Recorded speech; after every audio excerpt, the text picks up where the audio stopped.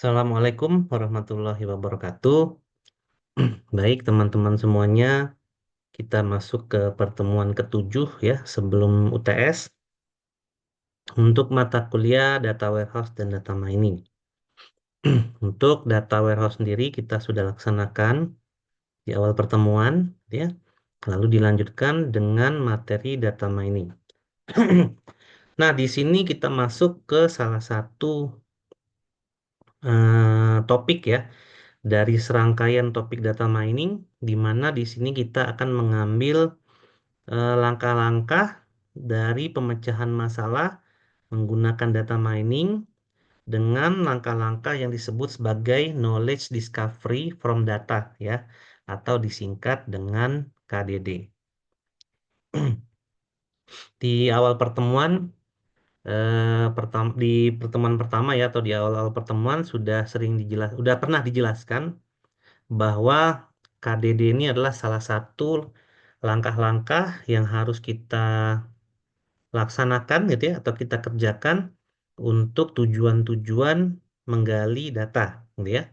Misalnya untuk melakukan prediksi, untuk melakukan deskripsi data gitu ya, atau untuk hal-hal yang lain ya terkait dengan tujuan dari data mining itu sendiri. Nah, di pertemuan sebelumnya kita juga mengetahui bahwa ada tiga ya data mining secara umum. Jadi yang pertama adalah klasifikasi, lalu klasterisasi, dan asosiasi gitu ya. Dan masing-masing teknik itu memiliki tujuannya masing-masing. Nah, kita akan membahas di salah satu teknik umum dulu untuk melaksanakan ketiga tujuan data mining tadi gitu ya, yaitu di attribute selection gitu ya. Nah, kita bisa lihat dari knowledge discovery from data ya yang ada di slide ini. Jadi secara singkatnya kita berawal dari data mentah gitu ya, atau data yang dihasilkan dari pengolahan data menggunakan data warehouse. Jadi masih bentuknya satu gitu ya. Kemudian masuk ke fase pertama, bukan fase ya, lebih ke proses. Jadi yang di atas ini adalah proses. Proses itu function gitu ya, fungsi atau sesuatu yang dikerjakan gitu ya. Kalau yang di bawah ini adalah data atau objek gitu ya. Nah, kita bisa lihat data itu akan selalu berubah ya setiap kita eksekusi suatu proses atau function di sini. Jadi ada data mentah, datanya masih utuh, semua data gede gitu ya, yang berasal dari database dan lain-lain, masuk ke fase selection masuk ke proses selection, outputnya adalah target data. Jadi ada data yang akan kita gunakan nantinya, ya bentuknya juga kecil gitu ya, berasal dari data ini. Jadi tidak semua data sebenarnya yang dipakai, itu hanya data yang menunjang tujuan kita melaksanakan data mining saja. Lalu di situ ada yang namanya pre-processing data. Jadi ini input, ini proses ya, ini output. Yang menjadi pre-process data, pre-process data menjadi input, dilaksanakan proses atau function transformation di sini, kemudian menjadi output transform data. Nah, inputnya adalah transform data, prosesnya adalah data mining. Nah, di data mining ini nanti akan dieksekusi tiga hal tadi ya, entah itu klasifikasi, cluster, atau asosiasi. Nah, lalu outputnya adalah pattern atau pola. Kemudian inputnya adalah pattern, dilakukan proses interpretasi atau evaluasi, outputnya menjadi knowledge. Jadi serangkaian ini ya disebut sebagai knowledge discovery ya from data. Jadi dari data menjadi knowledge ya. Jadi knowledge discovery from data gitu ya. Nah, kurang lebih seperti itu. Nah, untuk klasifikasi, cluster ataupun asosiasi, kita wajib untuk mengikuti kaidah-kaidah dalam knowledge discovery from data ini. Dan kita bisa lihat di bawah ini ada garis ya yang menandakan bahwa apabila dalam interpretasi itu tidak sesuai, maka kita bisa kembali lagi ke masing-masing prosesnya, gitu ya, untuk agar ya evaluasi dan interpretasinya benar sehingga nanti knowledge yang dihasilkan pun bisa benar, ya, dan berkualitas tentunya. Nah, selection itu secara definisi adalah mengubah data yang ini menjadi target data, gitu ya. Gambar ini di internet banyak, atau dari buku yang kita pakai juga, ya dari Pang Nintan atau dari Michael Camber itu juga kurang lebih ya gambarnya mirip seperti ini. Ada nggak langkah-langkah lain dalam melaksanakan tujuan data mining? Ada, gitu ya. Ada salah satunya adalah Krips DM, namun biasanya Krips DM itu banyak dieksekusi oleh perusahaan yang memanfaatkan teknologi data mining. Tapi kalau kita adanya di area edukasi gitu ya, biasanya kita mulai dari knowledge discovery from data dulu. Nah, jadi di sini disebutkan bahwa data yang dimaksudkan bisa bersumber dari manapun ya, dari database bisa, dari data warehouse kebanyakan kalau dipakai di organisasi gitu ya. Dari internet pun bisa seperti datanya teks gitu ya, atau datanya gambar, datanya audio dan lain-lain itu bisa. Tapi memang untuk data mining sendiri, kebanyakan data yang dimaksudkan itu adalah data tabular gitu ya, yang kebanyakan kita pakai di dalam data mining. Nah, proses selection ini artinya ada banyak banget nih data ya, yang tadi kita lihat dari gambar ini, sekumpulan data, ada data yang begini, begitu, dan lain-lain. Kemudian kita akan pilih ya data itu yang nanti kita manfaatkan untuk memining. Jadi dari data yang kita pilih itulah kita akan mencari insight-nya menggunakan tahapan-tahapan dalam knowledge discovery from data tadi, gitu ya. Sehingga kalau kita misalnya mau menganalisa, misalnya, bukan menganalisa ya, ingin melakukan klasifikasi nih, atau kita langsung ke tujuannya saja gitu ya, ingin melakukan prediksi terhadap mahasiswa di Unjani, apakah seseorang itu bisa lulus tepat waktu atau tidak, gitu ya. Nah, tentunya lulus tepat waktu atau tidak ini kan ada polanya, gitu ya, atau ada patternnya tadi. Nah, bagaimana cara kita untuk menciptakan pattern ini? Maka kita mulai dari data dulu, gitu ya. Tapi data yang mana, gitu ya? Apakah misalnya data dari tinggi badan dan berat badan itu bisa menunjang lulus tepat waktu atau tidak? Ya, secara makna data kayaknya enggak deh, gitu ya. Saya belum pernah juga menemukan penelitian tinggi badan dan berat badan itu menentukan lulus tepat waktu atau tidak. Gitu ya. Nah, sehingga itu kan pasti kita nggak akan gunakan gitu ya tinggi badan dan berat badan. Tapi apakah itu nanti bisa berpengaruh atau tidak itu tergantung yang ingin kita lihat apakah itu atau bukan gitu ya. Tapi kalau kita kaitkan dengan makna dari data, ya mungkin tidak sesuai gitu ya kalau kita masukkan berat badan dan tinggi badan sebagai dasar data yang kita gunakan untuk melakukan prediksi tadi. Namun kalau kita masukkan IPK gimana? Nah, IPK make sense gitu ya. Kalau kita masukkan jenis kelamin gimana? Jenis kelamin bisa make sense gitu ya. Karena kita juga tahu banyak penelitian tentang jenis kelamin itu berpengaruh kepada tingkat intelektual seseorang. Tapi kalau berat badan dan tinggi badan kayaknya kita belum pernah menemukan itu gitu ya. Kemudian prestasi misalnya bisa. Gaji orang tua bisa gitu ya. Kemampuan ekonomi orang tua, pekerjaan orang tua bisa nggak bisa karena salah satu yang mendukung faktor ekonomi tadi. Dan masih banyak lagi data yang bisa kita pakai untuk melakukan prediksi apakah seseorang itu bisa lulus tepat waktu atau tidak. Ya, yang kita akan laksanakan atau yang kita akan lakukan itu adalah membuat pola prediksinya. Nah, gitu ya kurang lebih ya.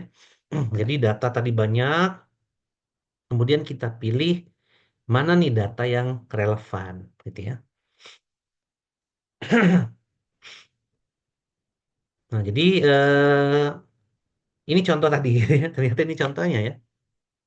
Jadi Kalau kita tadi ingin memprediksi mahasiswa yang lulus tepat waktu, maka data yang relevan itu IP semester, misalnya ya, IP kumulatif, prestasi, gaji orang tua, gitu ya, pekerjaan orang tua, lalu ketepatan mengambil mata kuliah, misalnya dia memang saat semester satu dia tepat ngambil kuliah semester satu. Semester 2 tepat, semester 3 tepat, ada juga yang tidak tepat. Tidak tepat tuh misalnya dia bisa saja mengambil ke atas atau mengulang gitu ya. Nah, ketepatan mengambil mata kuliah ini bisa jadi adalah atribut bentukan yang kita sebut sebagai derived attribute ya. Karena kan data itu bisa jadi berasal dari data yang lain gitu ya. Atau suatu nilai atribut bisa berasal dari eh, nilai dari atribut yang lain. Lalu ada keaktifan organisasi misalnya dan lain-lain gitu ya. Nah, ada banyak metode yang bisa kita pelajari sebenarnya di fase atau proses ya selection ini. Jadi ada yang kita sebut sebagai forward selection gitu ya. Ada metodenya. Lalu ada atribut correlation, ada metodenya, ada tahapan-tahapannya gitu ya. Ada langkah-langkahnya, ada rumusnya gitu ya tentu saja. Kemudian ada information gain, itu kita bisa pakai. Lalu ada chi-square, ada ANOVA, analysis of variance. Ini bagi yang belajar statistik bisa paham kayaknya, gitu ya, dan lain-lain. Nah, metode itu disebut sebagai fitur selection. Nah, kita harus lihat dulu nih fitur selection. Ya, maka di dalam data mining itu ada tiga hal, gitu ya. Ada yang disebut sebagai supervised, lalu ada yang disebut sebagai semi supervised, dan ada yang disebut sebagai unsupervised. Karena data mining itu mayoritas menggunakan metode machine learning, belajar gitu ya dari data. Karena dia akan menghasilkan pola. Ya, untuk menghasilkan pola, maka dia harus belajar gitu ya.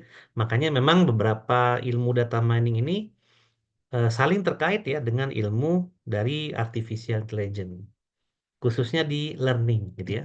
Karena kebanyakan menggunakan machine learning. Nah, nanti kita akan sesuaikan tujuannya. Apakah tujuannya klasifikasi? Karena kalau tujuannya klasifikasi, berarti dia adalah supervised learning, pembelajaran yang diarahkan dan dia akan membagi data ke dalam kelas-kelasnya masing-masing. Misalnya tadi ya, ingin memprediksi lulus tepat waktu atau tidak. Berarti ada dua kelas tuh, gitu ya. Yang pertama tepat waktu, yang kedua tidak. Kalau targetnya adalah cluster, berarti data itu nanti akan berkelompok sesuai dengan data itu sendiri. Jadi dia tidak terbagi oleh kelas-kelas. Kemudian kalau association rule itu berarti atau asosiasi, aturan asosiasi itu berarti kita ingin melihat keterkaitan antar atributnya. Apakah suatu atribut itu akan berpengaruh dengan atribut yang lain. Nah, gitu ya. Nah, di antara metode ini ada yang cocok untuk di supervise ya atau klasifikasi, ataupun yang unsupervised atau yang di cluster ataupun yang di asosiasi. Kalau semi supervised itu sebenarnya supervised learning yang menggunakan sebagian datanya ada label atau kelas, lalu sebagian yang lain tidak, gitu ya. Jadi dia semi supervised itu sebenarnya masih eh, menggunakan teknik klasifikasi, gitu ya. Nah, untuk materi kali ini kita akan mencontohkan gitu ya atribut selection dengan menggunakan information gain. Berarti information gain ini cocoknya untuk yang supervised learning atau untuk klasifikasi gitu ya. Nah, mengapa kita harus melakukan klasifikasi apa atribut selection? Karena memang data itu banyak. Ya, data itu banyak. Saat ilmu data mining ini ditemukan, kemampuan komputer itu masih sangat terbatas. Kalau sekarang sih, ya komputer udah sangat bagus gitu ya, bisa mengeksekusi jutaan data tabular dalam hitungan menit gitu ya. Kalau dulu mungkin hitungannya bisa tahunan gitu ya kalau udah jutaan data gitu ya. Nah, tapi masih diperlukan atribut selection itu ya. Karena semakin ke sini pun data akan semakin banyak ya, sesuai dari sejarahnya data mining itu sendiri. Makin ke sini data makin banyak. Makin berkembangnya teknologi, data makin banyak lagi ya. Dan data itu akan tumbuh secara sekuensial. Nah, sebelum kita berbicara lebih jauh ya tentang atribut selection, maka di sini teman-teman harus bisa memahami skala pengukuran dulu gitu ya. Yang dulu mungkin pernah dipelajari di statistik. Jadi secara umum itu data itu dibagi menjadi dua. Ya, yang pertama adalah data kategori ya. Tipe datanya biasanya karakter, string gitu ya. Lalu yang kedua itu adalah tipe data numerik. Nah, gitu ya. Nah, dibagi menjadi empat skala pengukuran. Ada yang namanya nominal. Ini khusus untuk tipe kategori, ya. Berarti nominal itu seperti atribut yang namanya jenis kelamin. Ada laki-laki, ada perempuan. Nah, skala ini adalah pengukuran paling rendah. Kenapa paling rendah? Karena data itu hanya bisa dibedakan saja. Laki-laki dan perempuan beda, beda. Tapi dia tidak bisa dibandingkan. Apakah perempuan lebih hebat dari laki-laki? Nggak bisa kita bandingkan seperti itu, gitu ya. Atau sebaliknya, laki-laki lebih kuat dari perempuan. Kita tidak bisa membandingkan seperti itu juga. Jadi kalau kita beri laki-laki itu kode satu, lalu perempuan itu nol, bukan berarti satu lebih besar dari nol, gitu ya. Jadi kalau mau dibalik pun perempuan itu satu, laki-laki nol, bukan berarti perempuan jadi lebih baik daripada laki-laki. Jadi dia tidak punya makna apapun. Cuman dia bisa dibedakan aja fiturnya, gitu ya. Atribut jenis kelamin punya dua fitur. Fitur pertama laki-laki, fitur kedua perempuan. Nah, itu namanya skala pengukuran nominal, gitu ya. Lalu ada skala pengukuran ordinal. Dia tipenya kategori juga, tapi dia bisa dibedakan. Jadi selain bisa dia bisa dibandingkan, salah, ya. Selain bisa dibedakan, dia bisa dibandingkan juga. Misalnya tinggi badan, ada yang pendek, ada yang sedang, ada yang tinggi. Nah, itu kan bisa dibedakan ya. Ini pendek nih, ini sedang nih, ini tinggi nih, gitu ya. Tapi dia bisa dibandingkan juga bahwa tinggi badan yang pendek itu pasti lebih kecil daripada tinggi badan yang sedang, gitu ya. Tinggi badan yang sedang tentu saja lebih kecil dari tinggi badan yang tinggi. Tinggi badan yang pendek tentu saja lebih kecil daripada tinggi badan yang tinggi, gitu ya. Dia bisa dibandingkan. Jadi skala ordinal itu adalah tipe kategori yang bisa dibedakan juga bisa dibandingkan, gitu ya. Atau contohnya di sini ada sangat puas, ya dikasih 5, puas 4, berarti kan 5 lebih besar dari 4 nih, gitu ya. Cukup puas dikasih indeks 3, berarti 4 lebih tinggi daripada 3 dan seterusnya. Itu namanya skala pengukuran ordinal. Nah, kemudian ada skala pengukuran interval dan rasio, ini untuk numerik. Kalau di statistik tuh biasanya discrete dan continue, gitu ya. Kalau di skala pengukuran data mining itu biasanya dipakai interval dan rasio. Nah, interval ini skala yang memiliki jarak yang sama. Dia numerik ya. Misalnya eh, tinggi badan Budi dan Andi itu selisihnya 30. Budi dan Andi. Tinggi badan Iqbal dan Rehan 30. Itu berarti sama selisihnya, gitu ya. Walaupun tinggi mereka tuh berbeda, tapi karena selisihnya sama-sama 30, berarti mereka memiliki interval yang sama. Nah, contohnya seperti itu, gitu ya. Jadi kalau di sini contoh lainnya adalah suhu. Ya, suhu 40 dan 20 memiliki selisih yang sama dengan 80 dan 60. Sama-sama 20 suhunya. Jadi suhu 40 bukan berarti dia dua kali lebih panas dari 20 dan seterusnya, gitu ya. Lalu ada rasio. Ini skala pengukuran tertinggi dalam apa data mining.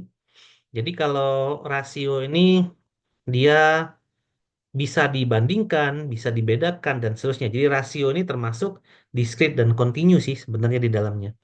Kalau discrete itu kita tahu kebanyakan nilainya itu adalah bilangan bulat, gitu ya. Kalau continue itu adalah bilangan pecahan. Ya, ada yang dari hasil pengukuran, ada yang dari hasil perhitungan, gitu ya. Kalau discrete itu dari perhitungan. Misalnya ada berapa jumlah apel? Ada dua, gitu ya. Ada berapa jumlah manusia di kelas itu? Ada 30. Nggak mungkin kan 30,5 kalau manusia, gitu ya. Jadi jumlah manusia itu discrete. Itu dari perhitungan. Tapi kalau panjang meja, oh 17,5 itu dari pengukuran. Diukur pakai alat ukur. Gitu ya. Nah, kurang lebih seperti itu rasio. Nah, karena dia numerik, maka kita tahu 1,1 lebih kecil daripada 2,1 kan gitu ya. Atau 2 lebih besar dari satu dan seterusnya. Itu adalah skala pengukuran tertinggi. Nah, tapi secara data cuma ada dua jenis itu ya, ada kategori dan ada numerik. Nah, di attribute selection tentu saja ada metode yang bisa dilaksanakan untuk memilih atribut yang kategori dan ada juga yang digunakan untuk memilih atribut yang sifatnya numerik ya. Jadi ada yang kategori, ada yang numerik. Jadi ada bisa dipakai tuh gitu ya. Kita bisa sesuaikan.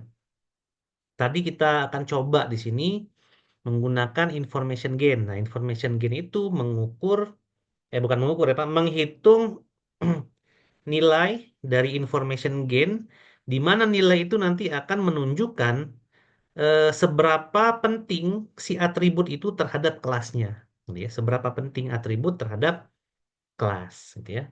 Karena dia digunakan di klasifikasi tadi ya di supervised learning. Dan yang kita akan eksekusi nanti adalah data yang skala pengukurannya adalah data kategori, gitu ya. Nah, ini tabel lebih jelasnya, gitu ya. Nominal hanya dapat dibedakan saja, ordinal dapat dibedakan dan dapat dibandingkan karena ada tingkat ukurannya. Interval bisa dibedakan, bisa dibandingkan, dan memiliki interval yang sama. Kalau rasio dia semuanya dicentang, dapat dibandingkan juga di sini. Oh, kalau ini tingkatan ya, tingkatan. Dia ada tinggi, rendah, sedang. Ya itu sebenarnya bisa dibandingkan juga gitu ya. Ya maknanya sama di situ. Tapi untuk rasio, karena dia numerik, terdiri dari discrete atau continue, dia bisa semua. Satu sama dua beda gitu ya. Satu, dua, tiga, empat, sampai 10 punya tingkatan. Ya, satu dengan dua dengan tiga punya interval yang sama, sama-sama satu, gitu ya. Dan satu lebih besar dari dua, gitu ya. Satu lebih kecil dari dua, berarti dia bisa dibandingkan.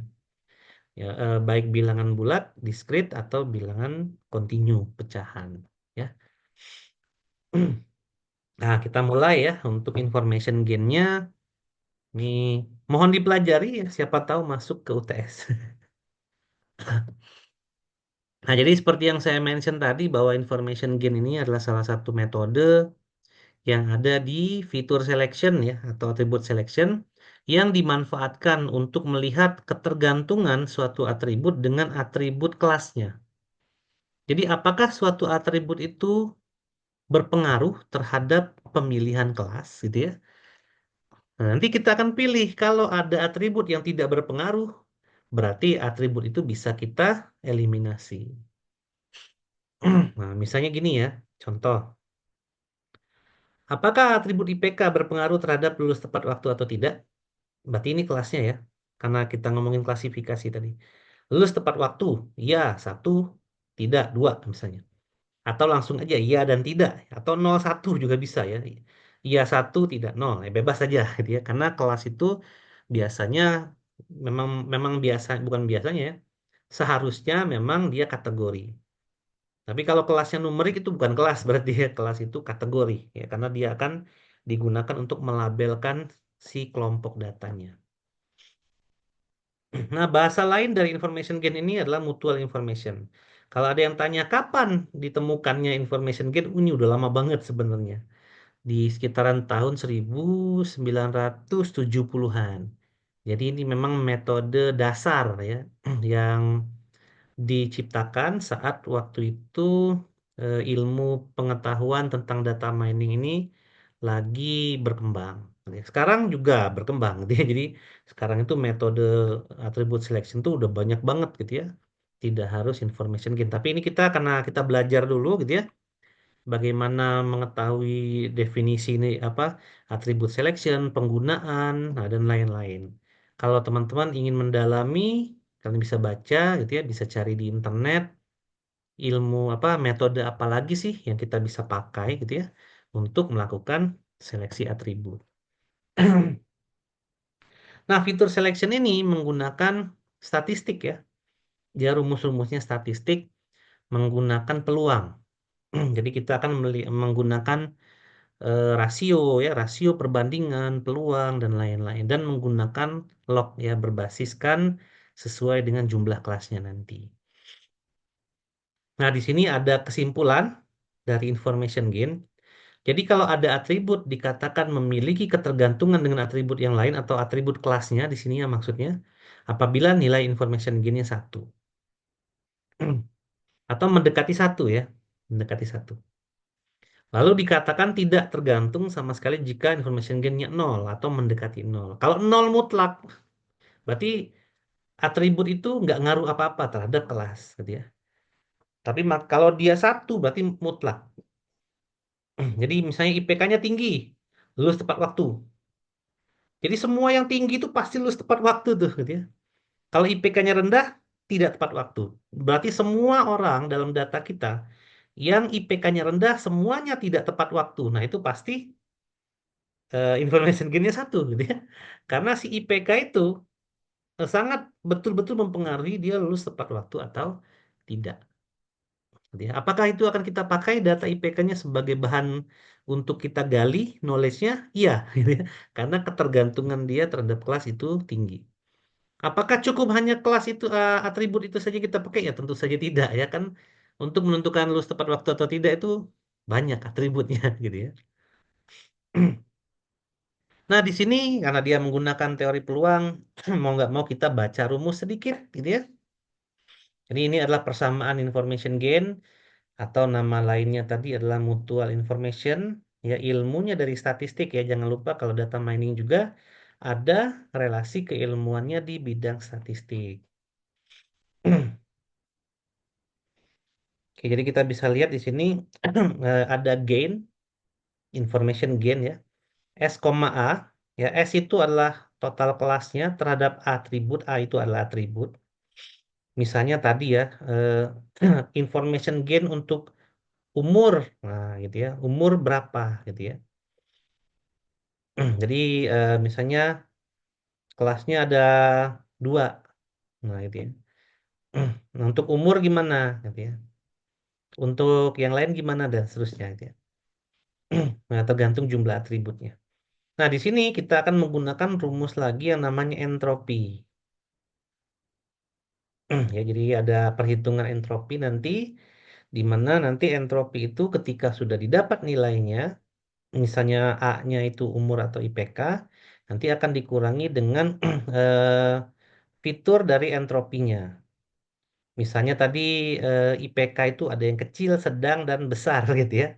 Nanti dijumlahkan di situ ya, minus SV dibagi S dikali entropi SV. Jadi yang kecilnya berapa nilai entropinya, yang rendah berapa, yang tinggi berapa. Ya, dan ini kalau entropi S ini entropi total ya dari keseluruhan kelas. Nah, kita akan hitung itu. Jadi untuk information gain umur itu adalah entropi, nilai entropi dari keseluruhan kelas. Misalnya kelasnya ada tiga, ada dua ya, lulus tepat waktu dan tidak tadi ya. Berarti ada dua nantinya dikurangi dengan jumlah daripada V, di mana V itu adalah value of A. A itu adalah atribut ya. Jadi nanti tergantung atributnya. Kalau atribut A ini adalah umur, maka dia akan menjumlahkan yang umur saja, tergantung V-nya. V-nya itu adalah fiturnya atau kriterianya. Kalau umur itu punya tiga kriteria, ya muda, dewasa, tua, gitu ya, umur ya kalau umur, maka nanti jumlahnya ya tiga kali. Berarti ada perhitungan untuk dewasa, ada perhitungan untuk muda, dan ada perhitungan untuk tua. Dan harus diingatkan lagi bahwa information gain ini untuk kategori ya, kategori. Untuk kategori baik itu dia nominal ataupun dia ordinal. Nah, ini rumus entropinya itu sendiri, dia ada jumlah daripada sigma daripada PI dikali log 2 dikali PI. Minus ya, minus. Jadi jumlahnya minus. Jadi, nah, N itu adalah banyaknya fitur atau banyaknya eh, value, bukan fitur, fitur atau apa kriteria dalam suatu nilai. Misalnya umur, tadi ya, ada apa tadi, muda, dewasa, dan tua, berarti ada tiga nih. Nah, akan dihitung jumlah PI-nya. PI itu adalah rasio, berarti rasio itu perbandingan gitu ya, antara sampel di kelas I terhadap total sampelnya. Misalnya misalnya tadi dua kelas gitu ya. Iya, umur muda dia tuh berapa banyak gitu ya. Umur muda dia. Kemudian umur muda di tidak berapa banyak. Nah, itu baru umur mudanya gitu ya. Nanti umur dewasanya yang ada di kelas iya berapa banyak, yang ada di kelas tidak berapa banyak. Jadi nanti akan tergantung dari total kelas yang ada. Jadi kalau kelasnya dua, ya berarti nanti perulangannya dua kali gitu ya. Penjumlahannya dua kali. Oke, kita langsung contohkan saja rumus itu dari data menggunakan data gitu ya. Di sini saya ambil data sampel aja gitu ya. Ada 14 data, semuanya tipe kategori ya.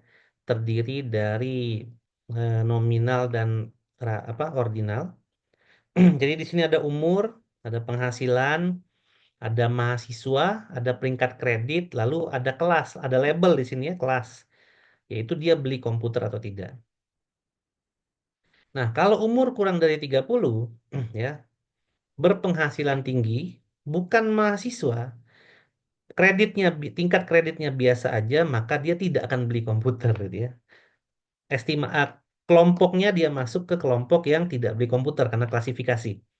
Kalau digunakan untuk prediksi bahwa kalau ada yang memiliki pola seperti ini, maka dia tidak akan beli komputer gitu ya. Nah, di sini umur itu ada kurang dari fiturnya ada tiga ya. Kurang dari 30, 31 sampai 40 dan lebih dari 40 ada tiga fiturnya. Kalau penghasilan fiturnya juga ada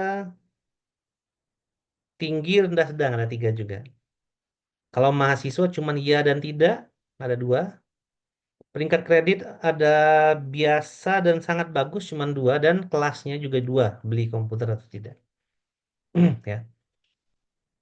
Nah, yang pertama kita akan mencari entropi keseluruhan dulu, gitu ya. Kita akan mencari entropi dari keseluruhan. Di sini entropi S ya. Nah, kita ngecek entropinya umur dulu. Karena S itu tadi adalah apa? Kelasnya gitu ya. Eh, kita lihat S total dari umur dulu ya. Dari untuk kelas ya dan tidak berarti gitu ya. Ada dua kelasnya. Nah, kita cari entropi S-nya dulu. Berarti di sini kita punya ukuran gitu ya. Oh enggak, kita cari entropi SV dulu salah. Entropi SV dulu baru nanti entropi total ya dari umur. Di sini karena umur itu ada tiga tadi ya value-nya. Ada yang kurang dari 30, 31 sampai 40 dan ada yang lebih dari 40. Maka entropi yang pertama kali kita cari ya entropi yang ini ya. Sebenarnya entropinya sama aja ya. Yang SP ini sama aja. Rumusnya sama dengan entropi S sama aja gitu ya. Cuman yang diamati itu adalah umur saja, ya bukan total. Nah, di sini dari umur kita hitung ya. Yang SV ya, yang SV berarti S fitur ke V gitu ya. Umur fitur ke V. Umur fitur pertama, misalnya V-nya 1. V yang satu itu adalah kurang dari 30 misalnya. Berarti umur fiturnya yang kurang dari 30 gitu ya. Yang SV-nya. Rumusnya sama menggunakan ini. Berarti kita akan punya PI ya perbandingan untuk jumlah kelas gitu ya di sini. Karena kelasnya cuma dua, berarti N-nya dua. Karena beli komputer hanya iya dan tidak gitu ya. Berarti kita hitung yang iya dulu. Berarti umur kurang dari 30 yang iya. Ada berapa banyak frekuensinya gitu ya. Kurang dari 30 yang iya. Kalau yang ini umur kurang dari 30 tidak gitu ya. Oke. Kurang dari 30 yang iya berarti kita punya dua ya. Kurang dari 30 ini ya. Lalu kelasnya ya. Kemudian kurang dari 30 kelasnya ya. Atau di sini ada tabelnya ya teman-teman bisa lihat gitu ya. Untuk yang umur dulu nih ya, kita hitung yang umur dulu. Maka kita akan hitung umur ini nilai information gain-nya berapa. Lalu kita bandingkan dengan penghasilan, dengan mahasiswa, dan dengan tingkat kredit. Apakah semua atribut itu menentukan beli komputer tidak atau memang ada atribut yang tidak berpengaruh gitu ya. Berarti dari situ umur kurang 30 ianya 2, tidaknya 3, totalnya 5. Berarti yang kurang dari 30 itu total ya dan tidaknya ada 5 ya. Ini ya kurang dari 30 1, 2, 3, 4, 5 gitu ya. Nah, seperti itu. Maka di sini kita gunakan perbandingannya ya. Untuk iya berarti 2 per 5 gitu ya. Karena PI tadi terhadap total dari sampel pada himpunan data. Ya, totalnya kan 5 gitu ya untuk yang himpunan data yang umur kurang dari 30. Berarti min 2 per 5 ya. PI-nya 2 per 5 dikali log basis 2 dari PI 2 per 5 juga. Itu yang ianya. Karena ada dua kelas berarti dikurangi yang tidaknya. Gitu ya. Yang tidaknya berarti ada 3 per totalnya 5 gitu ya. Berarti dikurang ya dia dia sigma jumlah ya tapi dia sigma minus gitu ya jadi dia dikurang. Dikurang 3 per 5 dikali log basis 2 dari 3 per 5. Nah, itu ya. Nah, ini tinggal pakai kalkulator aja atau pakai Excel bisa. Lalu didapatlah entropinya untuk umur kurang dari 30 itu adalah 0,9700951. Dan seterusnya ya. Ini kurang lebih sama ya. Ini saya hitungnya pakai Excel. Dia ini rumus biasa dari buku. Nah, yang berikutnya masih tentang umur. Kita cari yang 31 sampai 40 gitu ya. Sama kita hitung berapa nilai ianya dan tidaknya karena itu untuk kebutuhan yang PKI ini ya. PI tadi adalah rasio ya. Jadi perbandingan adalah jumlah sampel di kelas I terhadap total sampelnya. Di kelas I itu tergantung I-nya kelasnya iya atau tidak itu tadi ya. Di sini 31 sampai 40 yang iya 4 yang tidak 0 gitu ya. Jadi totalnya 4. Nah, ini kita hitung saja ya. Berarti 4 per 4 log basis 2 4 per 4 dikurang 0 per 4 karena dari tidak ya yang tidaknya 0. Nah, ini udah pasti kalau salah satunya yang mendominasi entropinya pasti 0 gitu ya. Kemudian untuk yang lebih dari 40 ya di sini ada 3 yang ya, tidaknya 2 totalnya juga 5 karena tadi total data 14 ya. Nah, dengan rumus yang sama kita hitung berarti min 3 per 5 log basis 2 dari 3 per 5 dikurang 2 per 5 kali log basis 2 dari 2 per 5. Ya dapatnya 0,970951 di sini. Nah, dari sini baru kita hitung entropi dari totalnya. Ya. Di sini berarti total kelas semuanya itu adalah 14 ya untuk umur. Ya. Yang ianya berapa? Yang ianya 9 ya kita hitung ya. 1, 2, 3, 4, 5, 6, 7, 8, 9 ya. Ini rumusnya masih sama yang ini ya. Berarti yang iya 9 per 14 dikali log basis 2 dikali 4 per 19. dikurang yang tidaknya 5 gitu ya. Berarti 5 per 14 kali log basis 2 dikali 5 per 14 ya. Hasilnya adalah 0,94 0 2 0,94 0,285959 gitu ya. Nah, udah dapat dua ini, kita tinggal masukkan saja ke rumus information gain-nya. Ya, entropi S tadi umur gitu ya. Dikurangi, tadi kan ada 3 gitu ya, entropi SV-nya.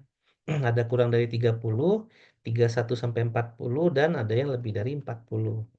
Ya, tapi jangan lupa di sini ada SV per S-nya gitu ya. Membandingkan kelas-kelasnya terhadap total dari kelas. Nah, itu ya kita hitung pakai rumus yang ini untuk umur. Umur dulu ya. Tadi entropi umur adalah ini ya. Ya, entropi S dari umur. Untuk kurang dari 30 tadi nilai entropinya segini ya. Ini ada tabelnya. Kurang dari 30 segini. Nah, yang kurang dari 30 itu kan berarti ada 5 tadi jumlahnya ya. Dari keseluruhannya 14 ya. SV per S ya. S itu totalnya ya. Untuk keseluruhan kelas. Kalau SV itu berarti yang kurang dari 30 aja. Berarti 5 per 14 gitu ya. Masukin aja. Ini sigmanya juga minus. Jadi ini minus gitu ya. Kemudian 31 sampai 40 entropinya 0. Ini 0 pasti ya. 4 per 14 kali 0. Kemudian lebih dari 40 itu berarti sisanya tinggal 5 ya. 5 per 14 dikali dengan entropi SV-nya. Untuk yang SV itu berarti yang lebih dari 40. Ya, 0,97 berapa nih? 970951. Ini pembulatan ya. Nah, total information gain-nya adalah 0,2467 sekian sekian. Nah, ini adalah information gain-nya umur.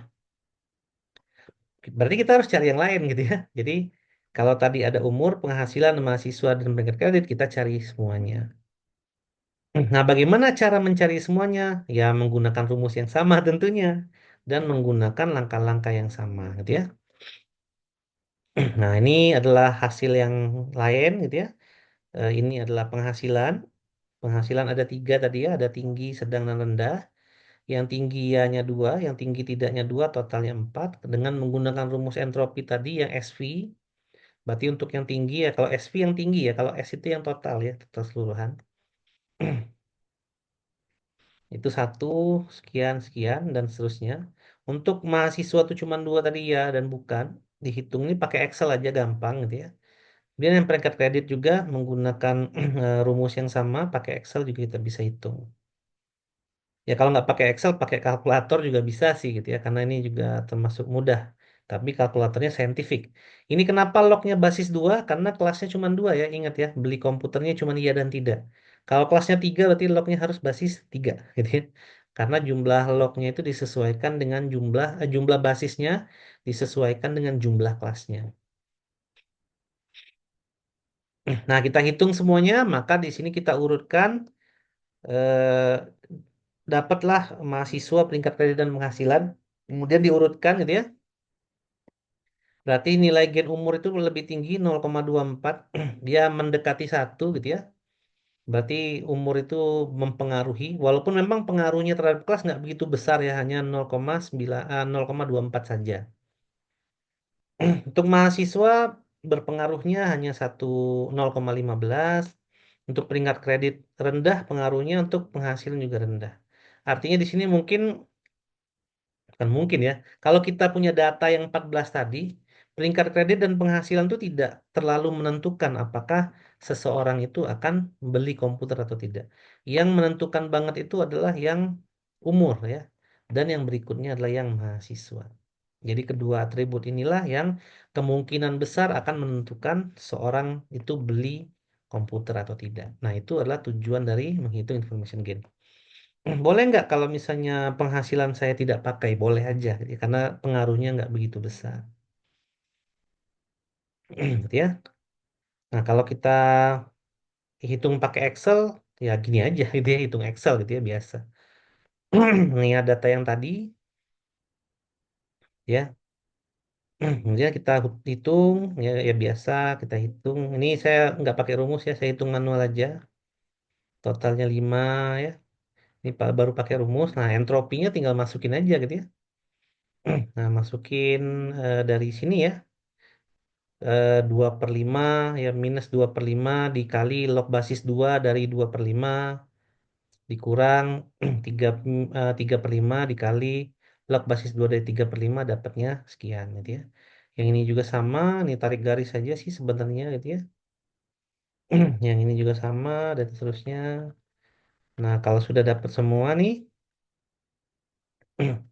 ya kita hitunglah untuk umur. Nah, umurnya ya. Masukin aja tadi ya. Bahwa entropi total di sini ya total ya. Yang entropi S tadi ya, yang total eh, dikurangi gitu ya yang rumus information gain entropi total dikurangi jumlah total dari atribut ter- tertentu ya. Kalau di sini umur berarti atribut umurnya ya untuk kurang dari 30 ada 5 berarti 5 per 14 gitu ya nantinya. Terus untuk yang 31 kurang dari 40 itu 4 per 14. Dan untuk yang lebih dari 40 itu 5 per 14 ya. Ini masukin aja ya sesuai dengan rumus ya. Karena udah dihitung, nah terus dapatlah sekian gitu ya.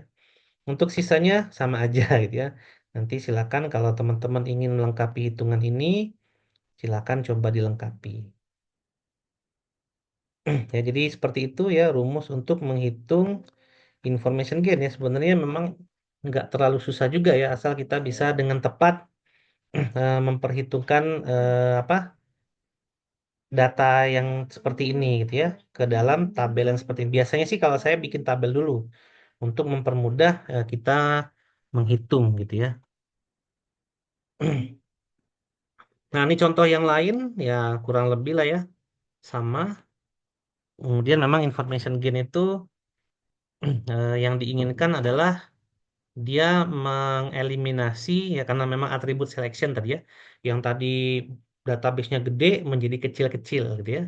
Dia ingin mengeliminasi atribut yang ternyata dalam penggalian data itu dia tidak terlalu penting ya. Nah, salah satu yang kita pakai itu adalah information gain. Eh, Atribut selection yang lain tujuannya apa? Kurang lebih tujuannya sama ya seperti itu. Ya baik, ya seperti itu kurang lebih penjelasan dari saya tentang information gain. Sekian ya video ini. Terima kasih telah menyaksikan sampai dengan akhir. Wassalamualaikum warahmatullahi wabarakatuh.